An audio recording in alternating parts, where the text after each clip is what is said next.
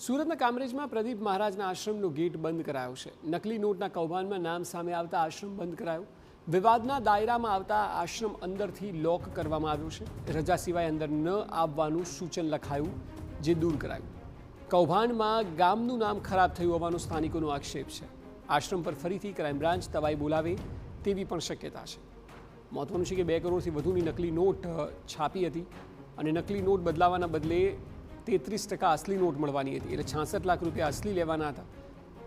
Funding અનેક સમયથી એવું કહેવાય છે કે આશ્રમના વિકાસ માટે જોઈતું હતું અને ફંડિંગ ક્યાંયથી ન મળ્યું એટલે નકલી નોટ છાપવામાં આવી।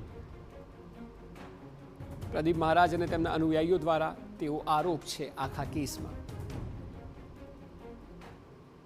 અમદાવાદ ક્રાઇમ બ્રાન્ચ દ્વારા ઝડપવામાં આવેલા નકલી નોટ રેકેટના મુખ્ય સૂત્રધાર પ્રદીપજીનો આશ્રમ છે તે હાલ બંધ થઈ ગયો છે। સીધા દ્રશ્યો જોઈ શકો છો કે જે આશ્રમ છે તે હાલ બંધ કરી દેવામાં આવ્યો છે। આ જે સાધકો છે તેઓ દ્વારા આશ્રમનો ગેટ બંધ કરી દેવામાં આવ્યો છે અને જે લોકો છે તેની અવરજવર પર પ્રતિબંધ મૂકી દેવામાં આવ્યો છે। રાત્રિ દરમિયાન આ જે આશ્રમનો ગેટ છે ત્યાં મોટા અક્ષરે ચોકથી લખાણ લખી દેવામાં આવ્યું હતું કે કોઈ પણ વ્યક્તિ જો પૂછ્યા વગર અંદર પ્રવેશશે તો તેના વિરુદ્ધ કાર્યવાહી કરવામાં આવશે। પહેલેથી જ આ જે આશ્રમ છે આ આશ્રમમાં જે સ્થાનિકો છે તેઓના પ્રવેશ પર પ્રતિબંધ હતો અને સ્થાનિકો અને જે આશ્રમના સંચાલકો છે તેઓ બંનેની વચ્ચે અવારનવાર રકઝકો પણ થતી હતી। રાત્રિ દરમિયાન અહીંયા છોકરીઓ આવતી હતી, ગામમાં આટાફેરા મારતી હતી તેવા આક્ષેપો સ્થાનિકો દ્વારા કરવામાં આવી રહ્યા છે અને આ આશ્રમ છે એ કાયમિક બંધ થાય તેવી પણ સ્થાનિકોની માંગ છે। સીધા દ્રશ્યો જોઈ શકો છો કે આશ્રમની જે સેફ્ટી વોલ છે તે 20 ફૂટ ઊંચી કરી દેવામાં આવી છે। આલિશાન આશ્રમ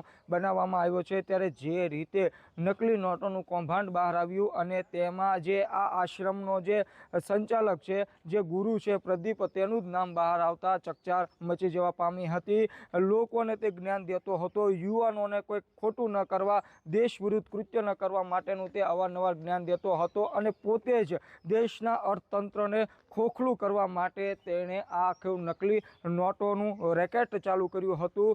નકલી નોટોનું મટીરિયલ લાવવા માટે તે ચીન પણ ગયો હોવાનું પોલીસ તપાસમાં સામે આવ્યું છે। ત્યારે હાલ રિમાન્ડ પર રહેલ પ્રદીપ ગુરુ અને અન્ય તેના સાગરીતો વિરુદ્ધ હાલ પોલીસ દ્વારા કડક પૂછતાછ કરવામાં આવી રહી છે। ત્યારે જે રીતે જે 24 કલાક ધમધમતો જે આશ્રમ છે તે આવ સુમસામ થઈ ગયો છે અને જે પ્રદીપજી મહારાજનો જે ભાઈ છે તે રાજકોટ ખાતેથી આવી અને આ તેણે ગેટ બંધ કરી દીધો હોય તેવું સ્થાનિક સૂત્રો દ્વારા જણાવવામાં આવી રહ્યું છે। ત્યારે આજરોજ અમદાવાદ ક્રાઇમ બ્રાન્ચ તપાસ અર્થે આશ્રમ આવે તેવી પૂરેપૂરી શક્યતાઓ વર્તાઈ રહી છે। મેહુલ ભોકાળવા, TV9 કામરેજ।